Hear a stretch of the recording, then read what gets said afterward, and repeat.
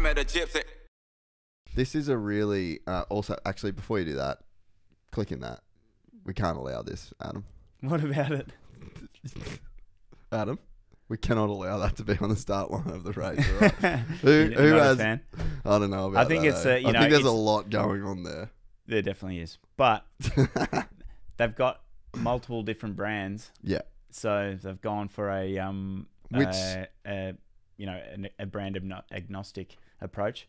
You know, I love what those guys are doing. I Yeah. mean, I don't know if you saw, they branded up a NASCAR on the weekend for the Bristol race. They did it off their own back. Literally, Wow. like Rick Ware texted me on Thursday our time and was like, "Hey, we're going to brand the car this weekend at the Bristol," which I've been to that race. that's it's a a bloody sick huge race, event, huh? Yeah. and we're going to do it like this. Are you cool with that? I'm like, yeah, Yes. absolutely. That's amazing. And we had, you know, great TV time, you know, for the World Supercross Championship. So, you know, I'm all about shaking it up, Yeah. you know, and think that's a great thing. But Maybe this graphics hits part of it. it's definitely it's shaking maybe- it up. The fact that we're talking about it, you know, Yeah. has worked so far. Maybe I'm like finally entering the era of like old. And this Yeah, is maybe. going to be me from now on being like, nah, fucking back in my Back in my day. day, like that thing doesn't even have a metal tank. What the fuck? Yeah, I just don't know about that specific color combination.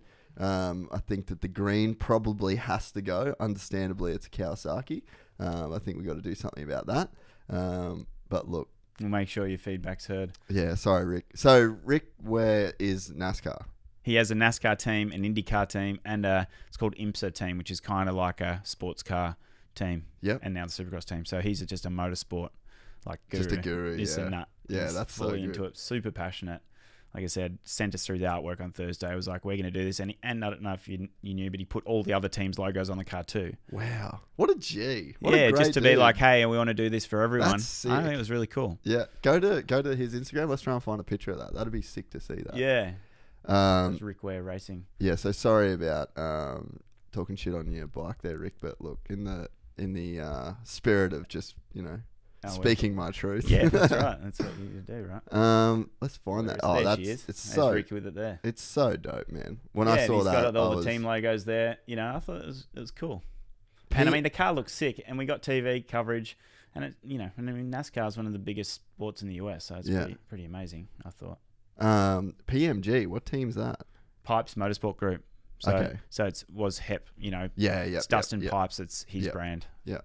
So he set up a new entity for World Supercross. So what was the conversation with Rick Ware the first time? Can you follow them for me, Griff? What was that conversation like? I mean, I think that was kind of the model, that you wanted. You wanted people from outside the sport to come in with other racing backgrounds, and then there was a specific business model on your end around the teams getting paid to be there. So when you got a guy like Rick Ware that calls you and says like, we're interested, I mean, how does that conversation go, and is it exciting? Because that's almost a proof of concept at that point. It was a proof of concept, as was MDK, in the same way, because he has a motorsport team, but has had a supercross team in the past, and so has Rick actually. So, it was a proof of concept in that way. What I think is the proof of concept that I like were two things. One, I like that Rick's got different manufacturers. And I bikes love that too. because it's kind of interesting, and it's like, that's important, I think. yeah, it is important because it's like, he selected the bikes that work for the riders that he's got, which I think is really, really cool. And it's just different. I think like what we're excited about is it's different. We never, again, set out to be the same and just take supercross around the world. What we set out to is to create something different formats, different team structures. And I think it's something that's interesting. But what, resonated with me and basically all the team owners, to be honest, but including Rick, is just this passion, this belief. Like, I believe in this thing. I think it can be. That's why they're the right teams, because I believe that it can go around the world. I think like, this thing could be huge, and we're with you on the journey. And that's the feeling that we're getting from all of the team owners. Yeah. And that is what solidifies that they're the right ones. I mean, him doing that solidifies to me that, he's committed to what we're trying to do. He could have done that. He could have given that car to one of his other existing paying sponsors as a sweetener for them. Yeah. And for a huge race, and he's done it for World Supercross because he believes in it. And I'm hearing this quite consistently, that they want all teams to succeed. They want the whole thing to grow.